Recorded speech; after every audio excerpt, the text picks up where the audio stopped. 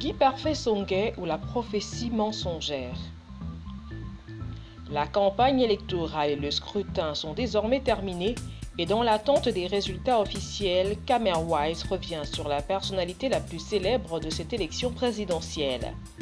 Tenez-vous tranquille, ce n'est aucun des 9 candidats qui se sont lancés à la course vers Étoudi, mais c'est celui que l'on connaît désormais sous le nom du général de l'Éternel. Et oui, Guy Parfait Songhai. Nous sommes le 8 octobre et les Camerounais dotés de leur super mémoire n'ont pas oublié la prophétie annonçant le décès du président de la République avant la présidentielle.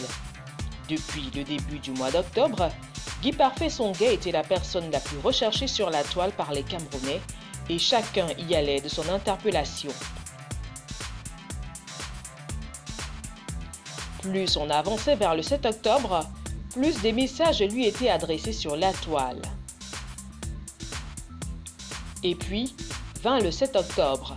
Devant les caméras du monde entier, le président Biya est allé voter à Yaoundé et donc c'était la confirmation de la non-réalisation de la prophétie annoncée avec toute la conviction qui est la sienne par le sénateur honoraire de l'État de Louisiane. Depuis lors, sa crédibilité mise en jeu avec cette prophétie a été enterrée par les Camerounais. Aujourd'hui, au nom de Guy Parfait Songhai sont associés des qualificatifs tels que faux prophète, menteur, Satan, pour ne citer que cela. Aussi, un fait non négligeable dans ce feuilleton, le général en chef de l'Éternel des armées s'est exprimé sur sa page Facebook ce 7 octobre 2018, une sortie qui a juste rajouté de l'huile sur le feu, esquivant sciemment le sujet sur la prophétie.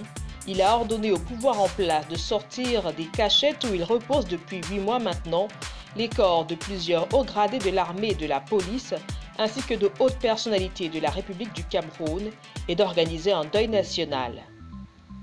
Une sortie dont les Camerounais se seraient bien passés.